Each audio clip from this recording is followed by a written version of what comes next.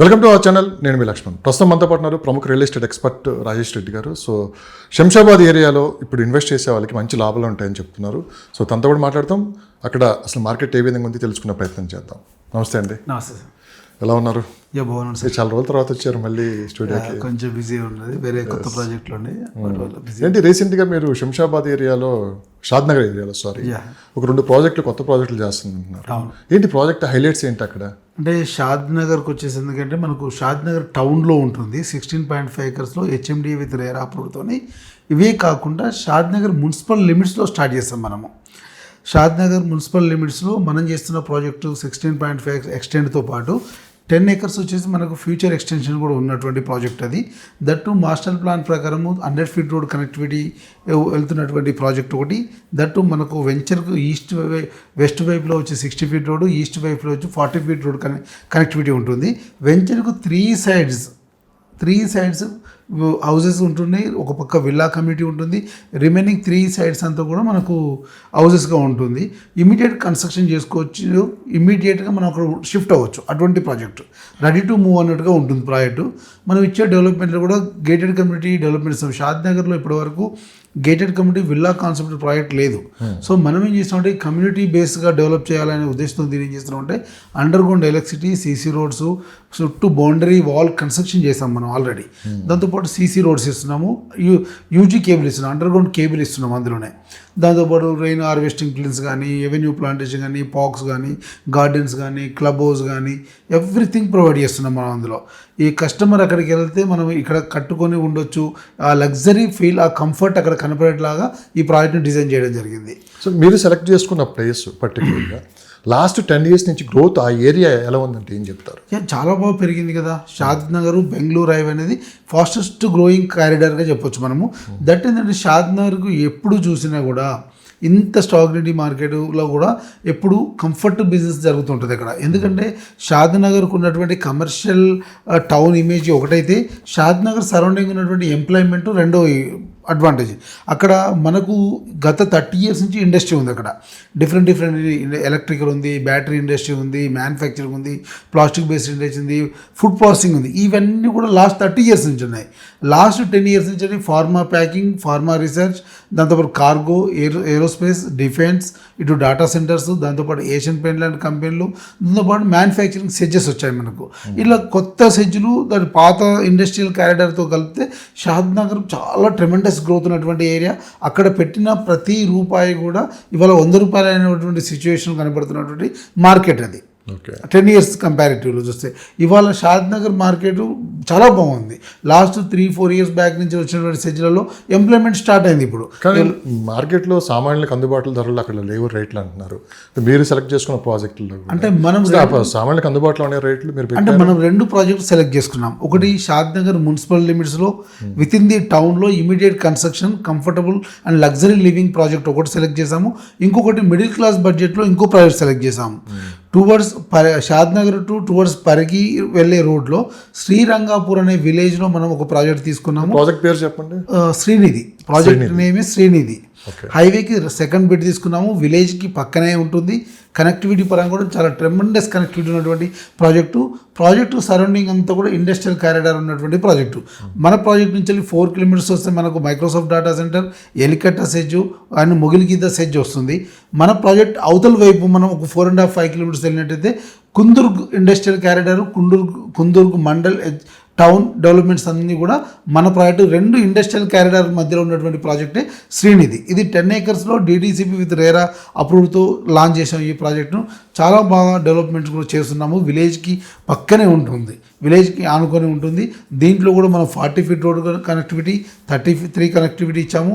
దాంతోపాటు ఇందులో కూడా సీసీ రోడ్స్ ఇస్తున్నాము. మనము చుట్టూ బౌండరీ వాళ్ళు, entrance arch, gate, CC roads, avenue plantation ఇస్తున్నాము. ఎవరైనా దూరంగా వెళ్ళి ఫామ్ హౌస్ కట్టుకునే ఆలోచన ఉన్న వాళ్ళు కూడా ఈ ప్రాజెక్టులో ఇన్వెస్ట్ చేయొచ్చు. ఎందుకంటే డీటీసీపీ విత్ రేరాతోని ఇస్తున్నాం. విలేజ్ కనెక్టివిటీ ఉంది, హైవే కనెక్టివిటీ ఉంటుంది. దీనికి హైవే కనెక్టివిటీ పరిగి రోడ్ వచ్చి ఇప్పుడు ఆల్రెడీ ఎగ్జిస్టింగ్ 150 feet రోడ్గా కన్వర్ట్ అవుతుంది. వర్క్స్ కూడా స్టార్ట్ అయిపోయినాయి. అంటే మన షాద్ నగర్ నుంచి హార్డ్లీ 10 to 15 minutes ఈ ప్రాజెక్ట్లో ఉండొచ్చు మనము.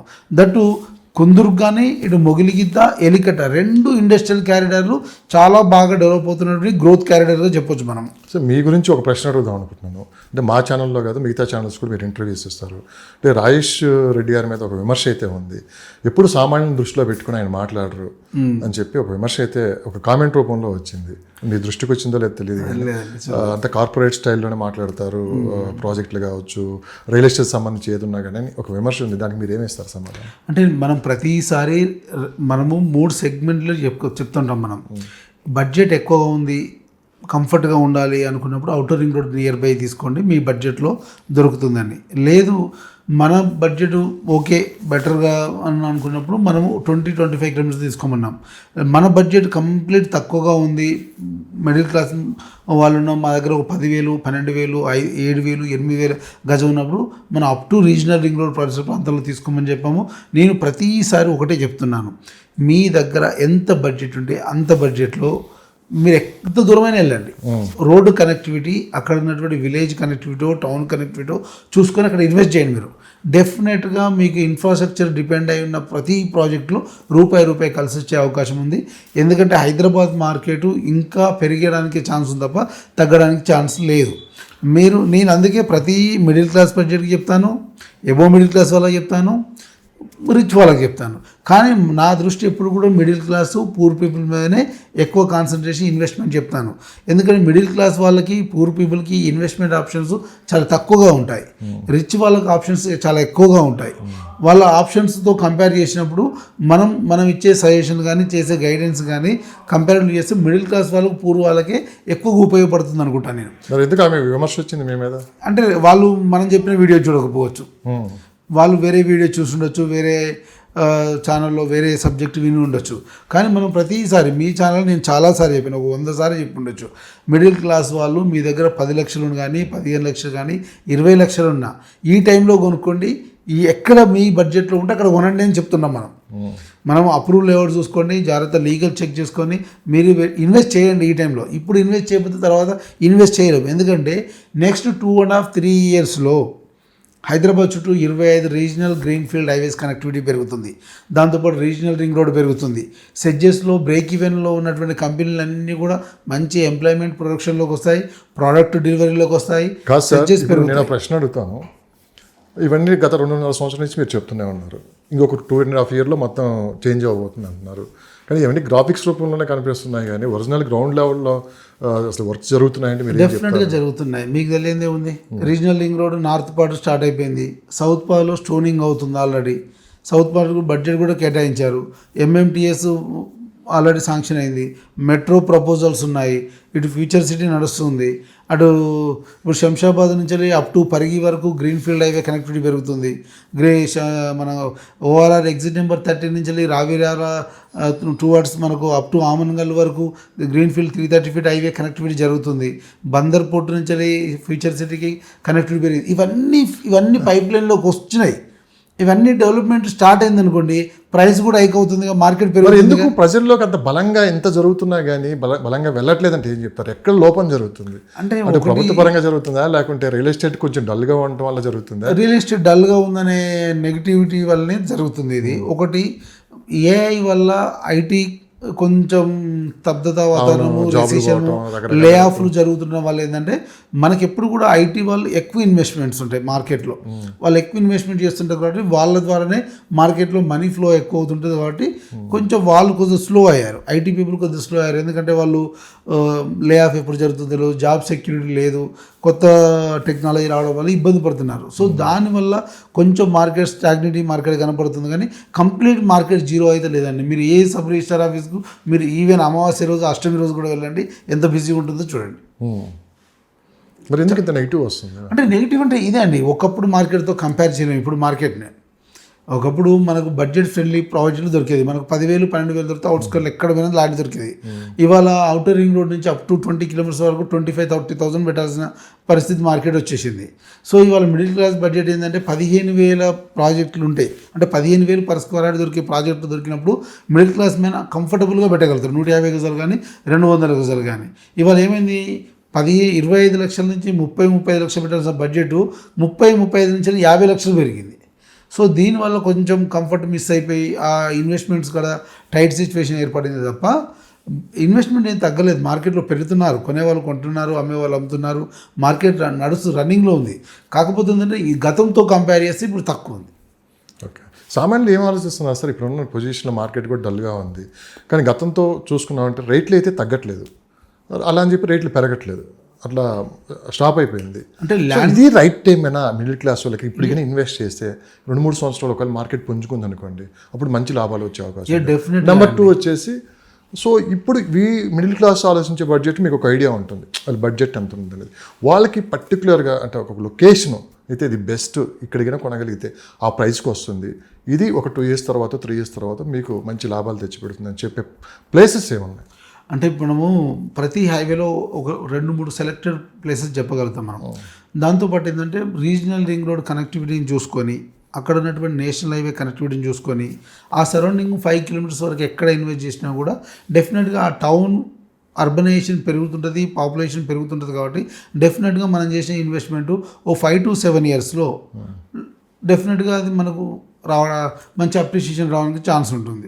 లేదు ఇటు నేషనల్ హైవేకు అటు నేషనల్ హైవే కాకుండా ఎక్కడో లోపలి ఇన్వెస్ట్ చేసామనుకోండి, అది కాదు, ఇన్వెస్ట్మెంట్ రాంగ్ ఇన్వెస్ట్మెంట్ అవుతుంది, పెరగడానికి కూడా టైం పడుతుంది. రీజనల్ లింక్ రోడ్ రావడం కనెక్టివ్ పెరుగుతుంది తప్ప అప్రిషియేషన్ రావడానికి టైం పడుతుంది. ఇంకోటి ఏంటంటే ఎప్పుడు ఎక్కడ ఇన్వెస్ట్ చేసినా కూడా ఒకటి అక్కడ ఎంప్లాయ్మెంట్ అనేది క్రియేట్ అవ్వాలి, లేదంటే పాపులేషన్ పెరుగుతూ టౌన్ అనేది ఎక్స్టెండ్ అవ్వాలి. ఈ రెండు జరగకపోతే అక్కడ ప్రాపర్టీకి వాల్యూ లేనట్టే, అప్రిషియేషన్ రాదు. అట్లా మనం షాద్నగర్ టౌన్లో ఒకటి హై బడ్జెట్, ఒకటి లో బడ్జెట్ వేసాం మనం ప్రాజెక్టు.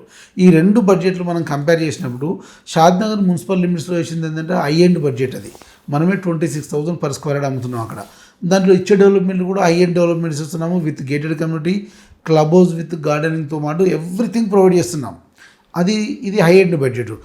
నేను చెప్పినటువంటి శ్రీరంగపూర్లో చూస్తే మనం ఇస్తున్న price 16,000 per square yard, DTC with RERA అప్రూవ్డ్తో కంప్లీట్ ఫుల్లీ డెవలప్డ్ సెక్యూరిటీతో ఇస్తున్నాం మనం. దీంట్లో మిడిల్ క్లాస్ వాళ్ళు ఇన్వెస్ట్ చేయొచ్చు. ఎందుకంటే ముగిలిగిద్దకు కానీ ఎలికట్టకు కానీ అటు మన కుందుర్గు కానీ మిడిల్లో ఉంటుంది. ఈ కుందుర్గు మంచి ఇండస్ట్రియల్ క్యారిడారు, ఎందుకంటే ఇక్కడ 20-25 ఈ ఐరన్ ఇండస్ట్రీస్ ఉన్నాయి, బ్రిటానియా లాంటి బిస్కెట్ మ్యానుఫ్యాక్చరింగ్ కంపెనీస్ ఉన్నాయి, దాంతోపాటు అక్కడ పేపర్ మ్యానుఫ్యాక్చరింగ్ కంపెనీస్ ఉన్నాయి. దట్టు అక్కడ ఇండస్ట్రియల్గా ఏర్పడ్డటువంటి టౌన్ అది. దాంతోపాటు మీరు మొగిలిగిద్ద ఎలికట్టకు వస్తే ఇక్కడ ఎలక్ట్రానిక్ స్పాంజ్ ఇండస్ట్రీస్ ఉన్నాయి, ఐరన్ స్పాంజ్ ఇండస్ట్రీస్ ఉన్నాయి, మైక్రోసాఫ్ట్ డాటా సెంటర్స్ ఉన్నాయి, ఫుడ్ ప్రాసెసింగ్ ఉన్నాయి. సో మొగిలిగిద్ద ఎలికట్ట కూడా ఎక్స్టెండ్ అవ్వడానికి ఛాన్స్ ఉంది. సో ఇక్కడ ఎంప్లాయ్మెంట్ కానీ అక్కడ ఎంప్లాయ్మెంట్ కానీ పెరిగే కొద్దీ ఈ 2 టౌన్ల మధ్యలో అర్బనైజేషన్ చాలా ఈజీగా ఉంటుంది, ఛాన్స్ ఉంటుంది. దట్టు మన ప్రాజెక్టు విలేజ్కి పక్కనే ఉంటుంది, దట్టు హైవేకి సెకండ్ బెట్టుగా ఉంటుంది. సో మైక్రోసాఫ్ట్ కూడా మరిన్ని డేటా సెంటర్లు తీసుకొని రాబోతుందని చెప్పి కూడా విన్నాం. ఏ లొకేషన్స్లో వచ్చే అవకాశం ఉందంటే చందనవెల్లి. ఎందుకు పర్టికులర్గా హైదరాబాద్నే వాళ్ళు సెలెక్ట్ చేసుకుంటున్నారు అంటే మీరు ఏం చెప్తారు? అంటే జియోగ్రాఫికల్గా మన దక్కన్పేట అవ్వడం ఒకటి, ఇక్కడ ఎటువంటి ఇష్యూస్ ఉండవని 2, మూడోది ఏంటంటే మన దగ్గర ఎర్త్ కేక్స్ రావు, ఇవన్నీ రీజన్స్ ఉన్నాయి. క్లైమేట్ మంచి ఎప్పుడు స్టేబుల్ క్లైమేట్ ఉంటుంది, ఇవన్నీ రీజన్స్ ఉన్నాయి. దట్ గ్లోబల్గా మన దగ్గర ఎటువంటి డిస్టర్బెన్స్ జరగదు ఎప్పుడు కూడా. మనకు గ్లోబల్ వార్మింగ్ ఇట్లాంటి ఇష్యూస్ చాలా తక్కువగా ఉంటాయి, మనకు ఉండవు. మెయిన్గా ఎర్త్ కేక్స్ ఉండవు మనకి. ఈ ఇష్యూ ఈ అడ్వాంటేజ్తోనే మనకు గతంలోనే మైక్రోసాఫ్ట్ వాళ్ళు హైదరాబాద్కు 3 డేటా సెంటర్లు అనౌన్స్ చేయడం జరిగింది, అమెజాన్ వాళ్ళు 3 డేటా సెంటర్ అనౌన్స్ చేయడం జరిగింది. దాంట్లో భాగంగా అమెజాన్ వాళ్ళు ఆల్రెడీ 3 డేటా సెంటర్లు ఎస్టాబ్లిష్ చేశారు, ఇంకొక 3 డేటా సెంటర్లు ఎస్టాబ్లిష్ చేయబోతున్నారు. మైక్రోసాఫ్ట్కి వచ్చేసరికి ఏంటంటే వాళ్ళు ఆల్రెడీ మేకగూడలో అండ్ ఎలికట్టలో 2 డేటా సెంటర్ ఎస్టాబ్లిష్ చేశారు. వాళ్ళు దాంతోపాటు ఏంటంటే మేకగూడ, నందిగామ అండ్ చందనవెల్లి, ఎలికట్టలో మళ్ళీ డేటా సెంటర్ కోసం ల్యాండ్ ఎక్వైర్ చేశారు, రీసెంట్గా కొన్నారు. ఒక దగ్గర 55 ఎకరాలు, ఒక దగ్గర 35 ఎకరాలు, ఒక దగ్గర 14 ఎకరాలు ఇట్లా ల్యాండ్ తీసుకున్నారు. మళ్ళీ డేటా సెంటర్లు ఫర్దర్గా ఇంకొక 3 డేటా సెంటర్లు పెట్టే ఆలోచన కూడా మైక్రోసాఫ్ట్ వాళ్ళకు ఉంది. సో మనకు ఒక మైక్రోసాఫ్టే కాకుండా నోవార్టిస్ అనే ఒక కంపెనీ, ఒకటి ఒరాకిల్ అనే కంపెనీ కూడా ఆ ప్రాంతంలో డేటా సెంటర్ పెట్టడానికి ల్యాండ్ తీసుకున్నట్టుగా మనకు ఉన్నటువంటి ఇన్ఫర్మేషన్. డేటా సెంటర్లు పెరిగే అవకాశం ఉంది సౌత్ హైదరాబాద్లో, ఎస్పెషల్లీ బెంగళూరు హైవేలో డేటా సెంటర్ పెరగడానికి ఛాన్స్ ఉంది. ఇప్పుడు ఇవి ఉన్న మైక్రోసాఫ్ట్, అమెజాన్ కాకుండానే కంట్రోల్ ఎస్ ఉంది, నెక్స్ట్రా ఉంది, ఆదాని ఉంది, ULH ఉంది, చిన్న చిన్న డేటా సెంటర్ ఒక 5-6 ఉన్నాయి మనకు. సో ఇవంతా ఎంప్లాయ్మెంట్ తక్కువ ఎంప్లాయ్మెంట్ క్రియేట్ చేయొచ్చు కానీ దాని ఇంపాక్ట్ ఎక్కువగా ఉంటుంది. దానికి సరౌండింగ్ ఎలక్ట్రికల్ ప్రొవైడ్ చేయాలి, వాటర్ ప్రొవైడ్ చేయాలి, దానికి సెక్యూరిటీ ప్రొవైడ్ చేయాలి, మ్యాన్ పవర్ ప్రొవైడ్ చేయాలి. సో డిఫరెంట్ ఎంప్లాయ్మెంట్ పెరగడానికి మాత్రం ఛాన్స్ ఉంది. ఏదైనా శంషాబాద్ ఏరియా అనేది ఇంకా షాద్ నగర్ అనేది రాబోయే రోజుల్లో షాద్ నగర్ మనం ఒక బ్యూటీ ఆఫ్ ది సిటీగా చూడొచ్చు. మనకు షాద్ నగర్ గత నుంచి షాందాన్గా పిలుస్తున్నారు. దట్ ఇంకోటి ఏంటంటే ఇక్కడ మల్టిపుల్ ఇండస్ట్రీ ఉన్నాయి. ఏరోస్పేస్ ఉంది, డిఫెన్స్ ఉంది, ఫార్మా ఉంది, ఎలక్ట్రికల్ ఉంది, ఐరన్ ఉంది, ఇన్స్టిట్యూషన్స్, ఎడ్యుకేషన్ ఇన్స్టిట్యూట్స్ ఉన్నాయి, స్పిరిచువల్ సెంటర్స్ ఉన్నాయి. సో ఇలా చెప్తూ పోతే number of industries, manufacturing industry ఉన్నాయి, అసెంబ్లీ ఫిట్టింగ్ ఇండస్ట్రీ ఉన్నాయి, టెక్స్టైల్ ఇండస్ట్రీ ఉన్నాయి, ప్లాస్టిక్ బేస్డ్ ఇండస్ట్రీస్ ఉన్నాయి. సో ఇక్కడ మల్టిపుల్ ఇండస్ట్రీస్ ఉండడం వల్ల ఏంటంటే మల్టిపుల్ ఎంప్లాయ్మెంట్ జనరేట్ అవుతారు. ఇక్కడ వైట్ కలర్ ఉంటుంది, బ్లూ కలర్ ఉంటుంది, రెడ్ కలర్ ఎంప్లాయ్మెంట్ ఉంటారు. కాబట్టి డెఫినెట్గా సిటీ గ్రో అవడానికి ఛాన్స్ ఉంటుంది. మనం 15-20 years బ్యాక్ చూసినట్టయితే BHEL నుంచి మనం అప్ టు మళ్ళీ ఇటు కుక్కడపల్లి, మేడ్చల్, చింతల్, బాలనగర్ ఏరియా చూస్తే అక్కడ ఒక చిన్న విలేజెస్ ఇవన్నీ. ఇవాళ BHEL కానీ, పాషమేళాన్ కానీ, మేడ్చల్ కానీ, చింతల్ కానీ ఇవన్నీ ఫార్మా ఇండస్ట్రీస్ వల్ల, అటు BHEL ఎలక్ట్రానిక్ ఇండస్ట్రీస్ వల్ల ఏంటంటే ఇవాళ సిటీ గ్రో అయింది, ఎక్స్పాండ్ అవుతూ పోతుంది. అర్బనైజేషన్ పెరిగింది, పాపులేషన్ పెరుగుతుంది. అప్ టు ఇవాళ రీజన్ అవుటర్ రింగ్ రోడ్ దాటి 10 kilometers వెళ్ళినటువంటి పరిస్థితులు. సో మనకు శంషాబాద్కి వచ్చేసరికి different scenario. Shamshabad international airport connect ఉండడం వల్ల, దట్టు అది 111 జీవోలో కొంత ల్యాండ్ ఉండడం వల్ల 7 నుంచి 9 kilometers వరకు కొంత ఈ జోన్ ఇష్యూ ఉంటుంది. కానీ రిమైనింగ్ అంతా కూడా రెసిడెన్షియల్ జోన్ ఉంది, కమర్షియల్ జోన్ ఉంది, ఇవంతా కూడా మనకు కంఫర్టబుల్గా ఉంటుంది. సో మనకు ఫ్రెండ్లీగా గ్రీనరీ ఉంటూ ఈ హైవే కనెక్టివిటీ పెరుగుతుంది. That railway logistic park, railway terminals ఇవన్నీ కూడా షాద్ నగర్ ప్రాంతంలో ఉండడము, షాద్ నగర్ సరౌండింగ్ ఎంత సెజ్డ్ ఉండడము, డెఫినెట్గా షాద్ నగర్ ఎప్పుడు కూడా బ్యూటీ ఉంటుంది. ఎందుకంటే కమర్షియల్గా పెరుగుతున్నటువంటి టౌన్ షాద్ నగర్, దాంతోపాటు ఎంప్లాయ్మెంట్ గ్యారంటీ ఉంటుంది. దాంతోపాటు ఇక్కడ పాపులేషను, పబ్లిక్ మొబిలైజేషను పెరగడానికి ఉన్నటువంటి టౌన్ ఇది. సో దానివల్ల ఏంటంటే ఇక్కడ ఇన్వెస్ట్ చేసిన వాళ్ళకి డెఫినెట్గా రిటర్న్స్ వస్తాయని మనము చెప్పొచ్చు. IT ఎంప్లాయీస్ కొంత స్ట్రగుల్ అవుతున్నారని చెప్పి ఒక మాట వినిపిస్తుంది. ఎందుకంటే జరుగుతున్న పరిణామాలు గ్లోబల్ వైజ్ లే ఆఫ్ ప్రకటించడం, చాలా కంపెనీస్ జాబులు తీసేయడం కూడా జరుగుతుంది. అంటే ఇప్పటివరకు ఏంటంటే చాలా సెక్యూరిటీగా ఉండేది వాళ్ళ లైఫ్, ల్యాక్స్లో శాలరీస్ ఉండేవి, చాలామంది సొంత ఇల్లు కూడా కొనుక్కున్నారు. కానీ ఇప్పుడు ఉన్న పరిస్థితులు చూస్తున్నామంటే రేపు ఫ్యూచర్ ఏంటో అర్థం కాక EMIల పరిస్థితి ఏంటి అని చెప్పి కొంతమంది ఆలోచిస్తున్నారు. వినండి. ఫస్ట్ ఆఫ్ ఆల్ అది అయిపోయిన తర్వాత ఇప్పుడు అసలు రియల్ ఎస్టేట్లో కానీ మనం ఇన్వెస్ట్ చేసేవాళ్ళు ఓపెన్ ప్లాట్స్ తీసుకోవటంలో వచ్చే లాభాలు ఏంటి? ఇప్పుడు ఒక ఇల్లు కొనుక్కున్నామండి, ఆ ఇల్లు మళ్ళీ మనం ఎవరికైనా అమ్మాలంటే బాధగా ఉంటుంది. ఎందుకంటే సెంటిమెంట్ అది మనం ఆ ఇల్లు ఓపెనింగ్ కావచ్చు, రకరకాలుగా మనం ఎన్నో చేస్తాం దాని మీద. అది ఓపెన్ ప్లాట్కి అయితే అంత ఉండదు. అది ఈజీగా అంటే ఇది ఎవరికైనా తెలుస్తుందేమో, తెలిస్తే మళ్ళీ పరువు ఎక్కడ పోతుంది అని చెప్పో ఇల్లు అమ్మేశారని చెప్పి ఇట్లా రకరకాల చాలా స్ట్రగుల్స్లో ఉన్నారు. వాస్తవంగా మీకు తెలియని విషయం ఏంటంటే గ్రౌండ్ లెవెల్ ఇదే జరుగుతుంది. అండ్ ఓపెన్ ప్లాట్స్ తీసుకున్న వాళ్ళు అలా లేరు. కావాలంటే ఇప్పుడు కంటే బయటకు వెళ్ళి అమ్ముకోవచ్చు, అది అమ్మినట్టు కూడా ఎవరికి తెలియదు. సో ఈ బెనిఫిట్స్ ఏంటి దానికి, దీనికి అంటే ఓపెన్ ప్లాట్ ఇన్వెస్ట్మెంట్ కూడా అవసరమే. బట్ ఇప్పుడున్న పరిస్థితి చూస్తేనేమో అనుకూలంగా కనిపించట్లేదు. అంటే మనం ఫస్ట్ నుంచి మనం ఒక అనాలిసిస్ చెప్తుంటాం, మీరు పెళ్ళి అవగానే ఇల్లు కొనేసి మీరు స్ట్రగుల్స్ పడొద్దని మనం ప్రతిసారి చెప్తుంటాం. సో చాలా ఇప్పుడు మార్కెట్లో ఏమైందంటే మనం పిల్లని ఇస్తున్నాను కానీ నీకు ఇల్లు ఉందని అడుగుతాం. సిటీలో సైట్ ఉందని అడగరు. ఈ విధానం మారాలి. ఎంత సంపాదిస్తున్నావు, ఇల్లు ఉందని అడుగుతున్నారు. ఎంత సంపాదించడంతో పాటు ఎన్ని EMIలు కడుతున్నావు అని కూడా అడగాలి. సో అది నువ్వు సంపాదించే ₹1,00,000 70,000 EMI కడితే 30,000తోనే లైవ్లీహుడ్ నడవాలి. సో ఇలా కాకుండా ఫస్ట్ ఆయన సంపాదన, జాబ్ సెక్యూరిటీ, జాబ్ ఎలా ఉందో చూస్తూ మీ బిడ్డను ఇంటికి పంపిస్తూ ఎంత కంఫర్ట్గా ఉండాలో చూడండి. అంతేగాని ఇల్లు ఉంటేనే ఇస్తామనేసరికి మన వాళ్ళు తొందరపడే ఇల్లు కొనడం. ఇప్పుడు ఇట్లాంటివంటి క్రైసిస్ వచ్చినప్పుడు, లే ఆఫ్లు జరిగినప్పుడు EMIలు కట్టలేక బర్డెన్ అవ్వడం, దాన్ని అమ్మలేక ఉంచుకోలేక స్ట్రగుల్స్ అన్న చాలా మంది ఉన్నారు మార్కెట్లో. చాలా మంది ఉన్నారు. చాలా మంది ఫోన్ చేస్తుంటారు మనకు, ఎవరంటే రెఫర్ చేయండి సార్, ఇచ్చేద్దాం మంచి ప్రైస్కు, లోన్ ఇబ్బంది అవుతుంది అని. సో ఇవన్నీ ఇష్యూస్ ఫస్ట్ నుంచే ఉన్నాయి. మనం ఏమంటామంటే మ్యారేజ్ అవ్వగానే ఇల్లు కొనకండి, కొంత investment point of view invest చేయండి. డిఫరెంట్ ప్లేస్లో మీకు అనుకూలంగా మంచి ఇన్ఫ్రాస్ట్రక్చర్ ప్రాజెక్ట్స్ ఉన్న కాడ, మంచి టౌన్, కమర్షియల్ టౌన్లో డెవలప్ అవుతున్న దగ్గర ఇన్వెస్ట్ చేయడం వల్ల ఏమవుతుందంటే ఈ IT వాళ్ళకి ఈజీ, IT వాళ్ళకు లోన్స్ మంచిగా వస్తాయి. దట్టు వాళ్ళ దగ్గర ప్యాకేజ్ మంచి ఉంటాయి కాబట్టి ప్యాకేజ్ మంచుకున్న వాళ్ళు క్యాష్ పెట్టి తీసుకోవచ్చు. అలా తీసుకోవడం వల్ల ఏమవుతుందంటే ఒక 4 ఫ్లాట్లు 5 ఫ్లాట్లో తీసుకోగలిగితే ఒక 5 years లాక్ పీరియడ్ పెట్టుకొని 5 yearsలో వీళ్ళు ఇన్వెస్ట్ చేయగలిగితే, అందులో 1-2 ఫ్లాట్లు తీసేసి వీళ్ళు కొంత సేవింగ్ అమౌంట్తో కొనగలిగితే EMI బర్డెన్ తగ్గుద్ది. ఓ 70% మనం క్యాష్ పేమెంట్ చేయగలిగితే 30% లోన్ తీసుకున్నా కూడా 30,000 పెద్ద మ్యాటర్ ఏం కాదు. కొంత ఇన్వెస్ట్మెంట్ అమౌంట్ ఉంటుంది. ఇలాంటి క్రైసిస్ వచ్చినప్పుడు కూడా తట్టుకోగలుగుతారు. ఒక 3-4 మంత్స్ 6 మంత్స్ క్రైసిస్ ఉన్నా కూడా తట్టుకోవడానికి ఛాన్స్ ఉంటుంది.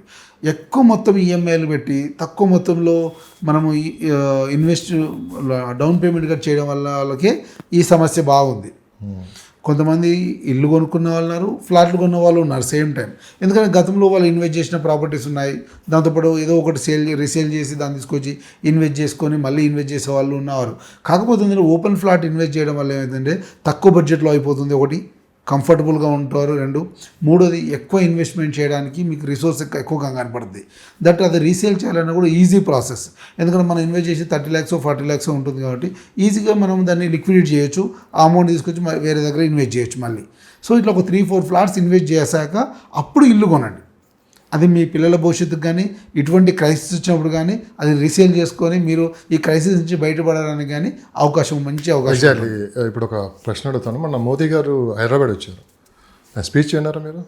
1 సంవత్సరం పాటు మీరు జాగ్రత్తగా ఉండండి, గోల్డ్లో ఇన్వెస్ట్ చేయొద్దు, సో ఎక్కువ సేవ్ చేసుకోవడానికి చూడండి, అంటే పెట్రోల్ కావచ్చు రకరకాలని చెప్పారు.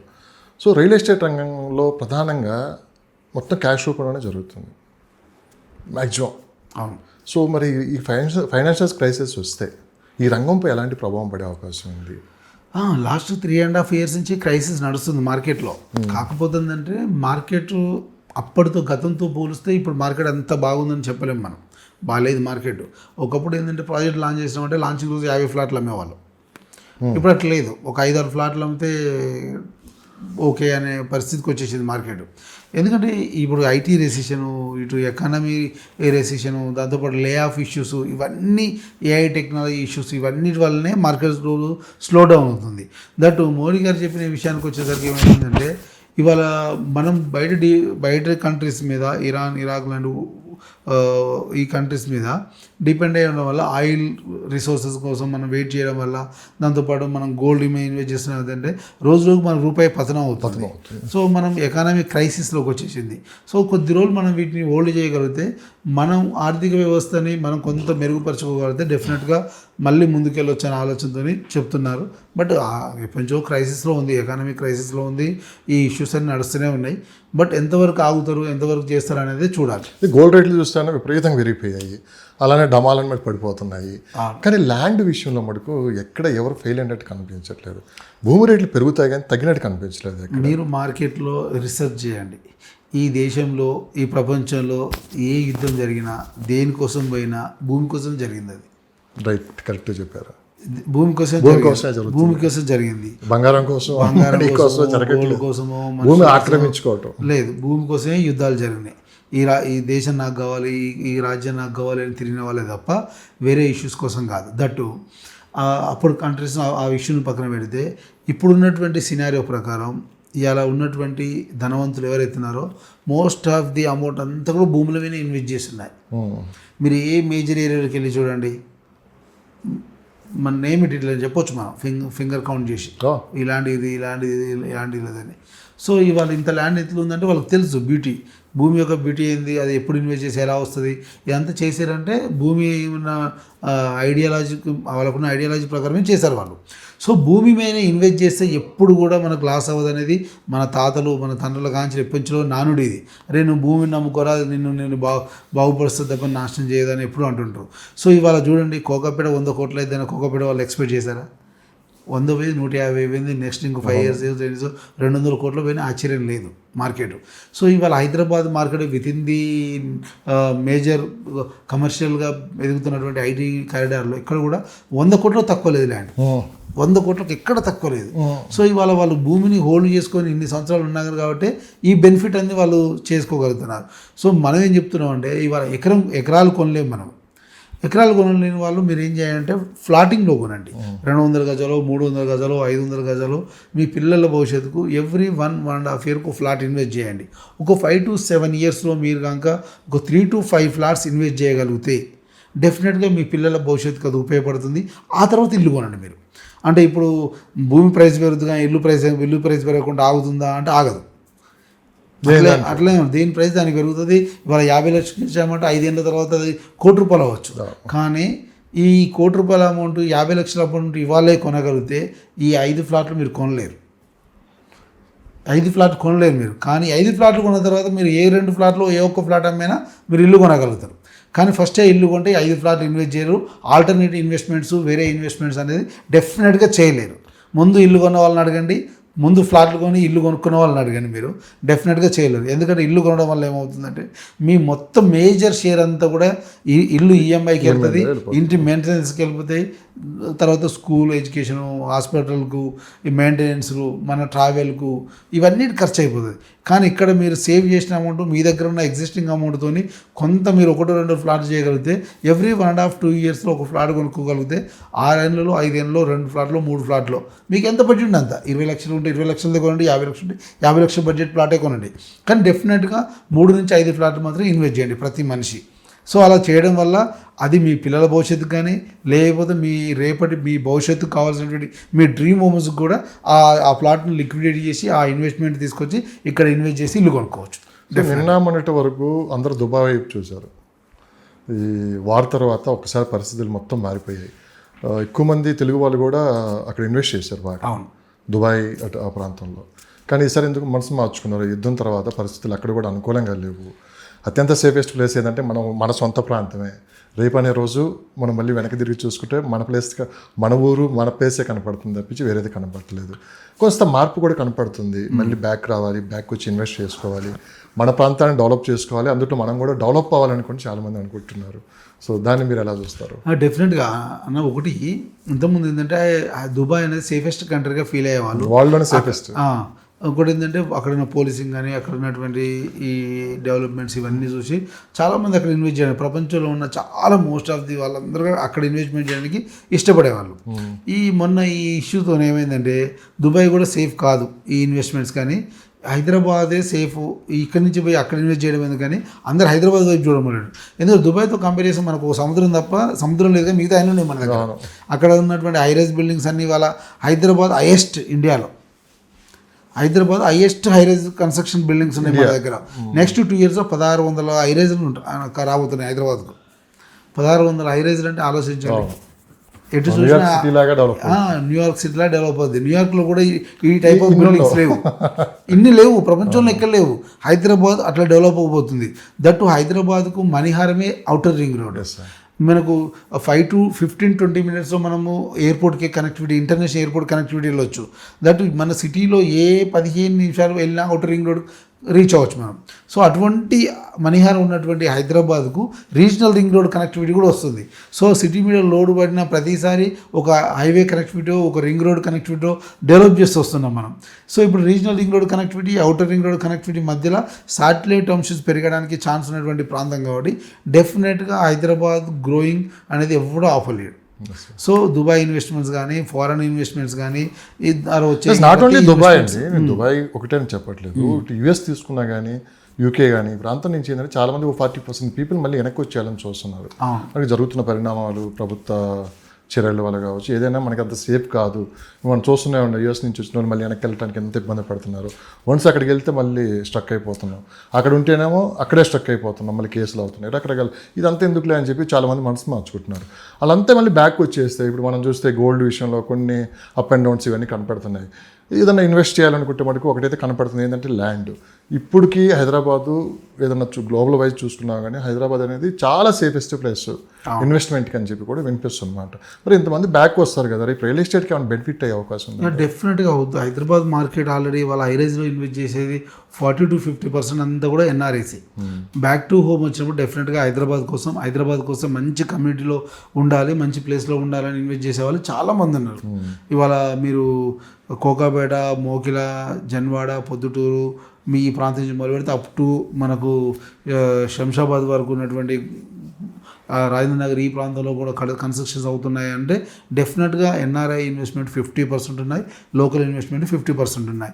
సో దీనివల్లనే హైదరాబాద్ మార్కెట్ రోజు గ్రో అవుతుంది తప్ప, లేకపోతే ఇక్కడ లోకల్ మార్కెట్ మీద డిపెండ్ అయ్యి ఏం లేదు. గ్లోబల్ మార్కెట్ హైదరాబాద్ మార్కెట్ ఇవాళ. సో గ్లోబల్గా అందరినీ ఆకర్షిస్తుంది, అందరి ఇన్వెస్ట్మెంట్ తీసుకొచ్చి ఇక్కడ గ్రో అవుతున్నటువంటి సిటీ ఇది.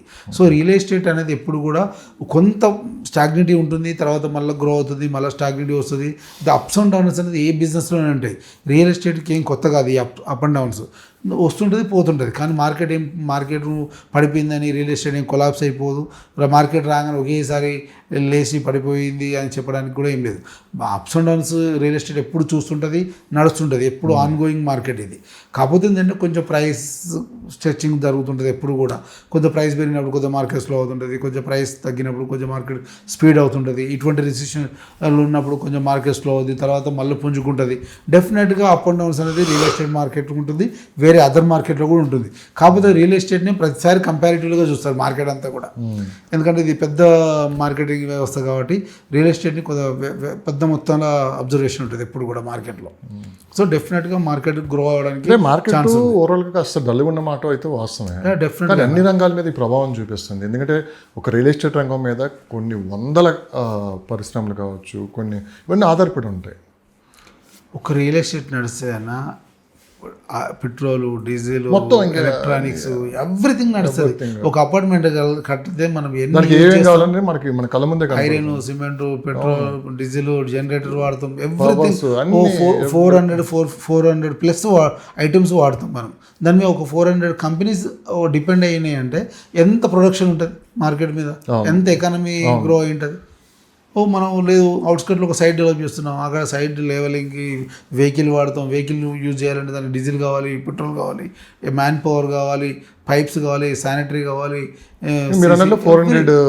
400 ప్లస్ కంపెనీస్ అటాచ్మెంట్ ఉంటుంది రియల్ ఎస్టేట్కు. సో దానివల్లనే ఒక రియల్ ఎస్టేట్ని ఎందుకు మనం ఎప్పుడూ అబ్జర్వేషన్ ఉంటుందంటే రియల్ ఎస్టేట్ ఒకటే సాఫీగా జరుగుతుంది, మిగతా బిజినెస్ అన్నీ జరుగుతుంటాయి. ఇవాళ మీరు ఏ కార్ షోరూమ్కి వెళ్ళి చూడండి మార్కెట్ ఎట్లుందో, స్లో అయిపోయింది, సేల్స్ కూడా స్లో అయిపోయినాయి. ఇవాళ ఈ ప్రతిదీ మనం ఇది అని చెప్పలేము. ఒక ఫుడ్ ఇండస్ట్రీ తప్ప మిగతా అన్ని ఇండస్ట్రీ స్లోగా నడుస్తుంది. అది కూడా దీని మీద ఆధారపడింది అంతే కదా, అది కూడా స్లో అయిపోయింది. ఇక్కడ డబ్బులు బాగా వస్తున్నాయి అనుకోండి, అక్కడికి వెళ్ళి మనం కొంచెం లగ్జరీగా ఉంటాం. ఇంకో లగ్జరీ కొంచెం డబ్బులు తక్కువ వస్తున్నాయి అనుకో. ఇప్పుడు మార్కెట్ డల్గా ఉంది సార్, డబ్బులు సరిగ్గా చేతులు తిరగట్లేదు. ఏం చేస్తాం, కాకా హోటల్కి వెళ్తాం. డెఫినెట్గా రొటేషన్ ఉన్నప్పుడు తిరిగి ఉంటుంది. రొటేషన్ ఎప్పుడు మార్కెట్ ట్రెండ్ మారుతుంది. ఎప్పుడు కూడా ట్రెండ్ ఏదో విధంగా మారుతూ చేంజ్ అవుతూ పోతూనే ఉంటుంది. ఏంటి అంత నమ్మకం మీకు మార్కెట్ మళ్ళీ పుంజుకుంటుంది అంటే ఇది మనం ఇప్పుడే కాదు కదా, 2000 నుంచి చూస్తున్నాం మనము. 2000 అవుటర్ రింగ్ రోడ్ వచ్చినప్పుడు మార్కెట్ చాలా స్వింగ్గా నడిచింది. 2009 వరకు మార్కెట్ బాగుంది. 2009లో స్టార్ట్ అయినటువంటి తెలంగాణ ఉద్యమం 2014 వరకు కొద్దిగా స్టాగ్నెంట్ మార్కెట్ నడిచిన బాగా సేల్స్ అయినాయి. అట్లే కాదు, మళ్ళీ 2014 నుంచి 2022 election before election 6-7 months 9 months ముందు వరకు కూడా మార్కెట్ బాగానే ఉంది. బిఫోర్ ఎలక్షన్ ఒక 1 year ముందు నుంచి అనుకుంటా మార్కెట్ కొద్దిగా స్లో వచ్చింది. బిఫోర్ ఎలక్షన్ 6 months ముందు నుంచి మార్కెట్ స్టాగ్నెంట్కి వచ్చేసింది. ఆ తర్వాత వచ్చినటువంటి ఏఐ టెక్నాలజీ కానీ, ఈ యుద్ధాలు కానీ, తర్వాత వచ్చినటువంటి ఎకానమీ రెసిషన్ వల్ల మార్కెట్ కొద్దిగా స్తబ్దత వచ్చిన మాట వాస్తవం. సో ఫైనల్గా మీరు సెలెక్ట్ చేసుకున్న ప్రాజెక్టు షాద్ నగర్లో, సో ఎలా ఉండబోతుంది అది అనే విషయం మీరు మొత్తం చెప్పారు. అండ్ అసలు ఎక్కడికైనా ఇన్వెస్ట్ చేయాలంటే ఫస్ట్ మిమ్మల్ని కాంటాక్ట్ అవ్వాలంటే సో ఎలా కాంటాక్ట్ అవ్వాలి, అండ్ దాంతోపాటు అక్కడ ఉన్న ప్రాజెక్ట్ హైలైట్స్ కూడా ఒకసారి మీరు చెప్పగలరు. షాద్ నగర్ ఏంటి అసలు ఫస్ట్ ప్రాజెక్ట్ కంపెనీ ఏంటి, ఎలా స్టార్ట్ అయింది, ఆ గుడ్ విల్ ఏంటి, కంపెనీకి ఉన్న గుడ్ విల్ ఏంటి, మీరు ఎలా చేయబోతున్నారు? శ్రీ పద్మావతి ఎస్టేట్స్ కంపెనీ నేమన్నా మనము షాద్ నగర్ టౌన్లో లాంచ్ చేసిన ప్రాజెక్ట్ నేమ్ వచ్చేసి మిడ్ టౌన్. ఎందుకంటే టౌన్ వచ్చేసి మిడిల్ టౌన్లో ఉంటుంది ప్రాజెక్ట్ కాబట్టి దానికి మిడ్ టౌన్ అని పేరు. ఎంత డిస్టెన్స్ ఉంటుంది? బస్ స్టాండ్కు 2 minutes జర్నీ అన్న, అంతే. హైవేకి 200 meters, సరౌండింగ్ మొత్తం టౌనే ఉంటుంది, మధ్యలో ప్రాజెక్ట్ ఉంటుంది. మున్సిపల్ లిమిట్స్లో HMD విత్ రేరా అప్రూవ్డ్తో గేటెడ్ కమ్యూనిటీ డెవలప్మెంట్తో లాంచ్ చేసిన ప్రాజెక్ట్ అది. Sri Padmavathi estates by mid town project. Town మధ్యలో ఉంటుంది, 16.5 ఎకరాల ఎక్స్టెండ్ అది. ఇంకో 10 acres ఎక్స్టెండ్ అవ్వడానికి ఛాన్స్ ఉన్నటువంటి ప్రాజెక్టు. దాంతోపాటు మాస్టర్ ప్లాన్ ప్రకారము 100 feet రోడ్ కనెక్టివిటీ ఉన్నటువంటి మన ప్రాజెక్టు. మనం 100 feet రోడ్ కూడా డెవలప్ చేస్తున్నాము. దాంతోపాటు ఒకవైపు 60 feet రోడ్ కనెక్టివిటీ, ఒకవైపు 40 feet రోడ్ కనెక్టివిటీ ఉంటుంది.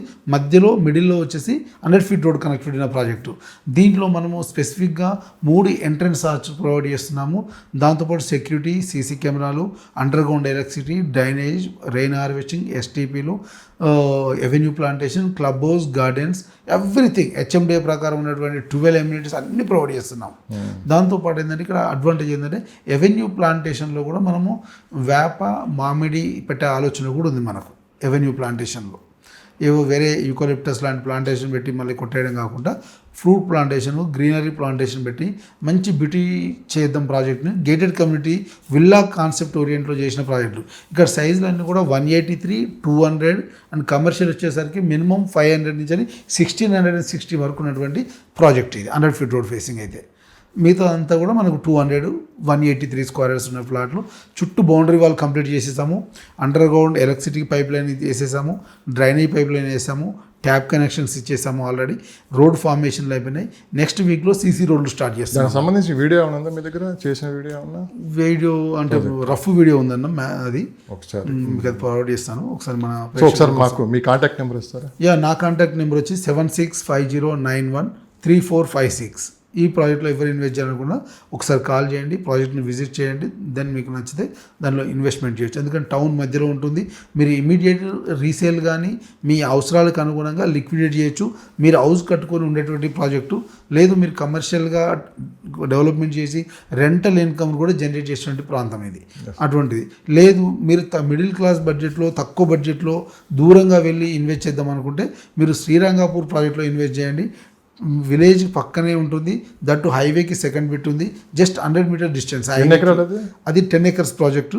ఇది DTCP Shri Padmavathi estate Srinidhi project. 10 acres project. దాంట్లో వచ్చి 16,000 గజం ఇస్తున్నాము విత్ బ్యాంక్ లోన్స్. 2 ప్రాజెక్టులో బ్యాంక్ లోన్ ప్రొవైడ్ చేస్తున్నాం మనము. ఈవెన్ ఈ ప్రాజెక్ట్లో వచ్చేసి 5 to 6 lakhs కడితే మనం రిమైనింగ్ అంతా లోన్ ప్రాసెస్ చేసి మనం ఫ్లాట్ ఇవ్వగలుగుతాం. 22.5 లక్షలకి ఫ్లాట్ ఇచ్చేస్తున్నాం మనం ఇందులో. 147 స్క్వేర్ యార్డ్స్. ఓవరాల్కి ఎంత దూరం ఉంటుంది? ఓవరాల్కి లాంగ్ ఉంటుంది అన్న, 30 kilometers పైన వస్తుంది. మనకు షాద్ నగర్ టౌన్కి అయితే 10 kilometers వస్తుంది.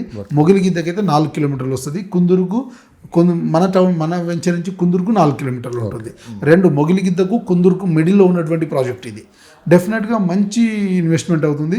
ఎందుకంటే పరిగి రోడ్ ఇప్పుడు 150 feet రోడ్గా ఎక్స్టెండ్ అవుతుంది. దానిపైన కుందూరుకు పక్క నుంచి కుందూరుకు అవతల వైపు నుంచి బీజాపూర్ నేషనల్ హైవే కనెక్టివిటీ కూడా వెళ్తుంది. సో అటు కుందూరుకు టౌన్ డెవలప్మెంట్ కానీ, పరిగి టౌన్ డెవలప్మెంట్ కానీ, ముందున్నటువంటి మొగిలిగిద్ద టౌన్ డెవలప్మెంట్ కానీ, మన వెంచర్ నుంచి 3 kilometers డిస్టెన్స్లో రీజనల్ లింక్ రోడ్ కనెక్టివిటీ వెళ్తుంది. సో ఇవన్నీ డెవలప్మెంట్లు ఈ ప్రాజెక్టుకు అడ్వాంటేజ్గా ఉంటుంది. మన ప్రాజెక్టు ఆపోజిట్లో ఒక 500 meter డిస్టెన్స్ యూనిబిక్ వాళ్ళది ఒక ఫ్యాక్టరీ ఉంది. పక్కన ఒక మ్యానుఫ్యాక్చరింగ్ ఫ్యాక్టరీ ఉంది. బ్యాక్ సైడ్లో బ్రిటానియా ఉంది, స్వస్తిక్ స్టీల్ ఉంది. ఇట్లా నెంబర్ ఆఫ్ ఇండస్ట్రీస్ ఉన్నటువంటి ప్రాంతం అది. సో ఎంప్లాయ్మెంట్ పరంగా టెన్షన్ లేకుండా అక్కడ ఇన్వెస్ట్ చేస్తే మీ పిల్లల భవిష్యత్తు కానీ మీకు కానీ డెఫినెట్గా ఉపయోగపడుతుంది. ఎవరైనా ఈ ప్రాజెక్ట్లో ఇన్వెస్ట్ చేద్దాం అనుకుంటే నా కాంటాక్ట్ నెంబర్ కాంటాక్ట్ చేయండి. 7650913456. Thank you sir, thank you so much. Thank you for valuable time. మరిన్ని విశేషాలు కూడా తెలుసుకునే ప్రయత్నం చేద్దాం. ఎందుకంటే మార్కెట్ పుంజుకునే అవకాశం ఉంది అంటున్నారు. సో రాబోయే రోజులు ఎలా ఉంటాయి కూడా తెలుసుకునే ప్రయత్నం చేస్తాం. ధన్యవాదాలు. Thank you.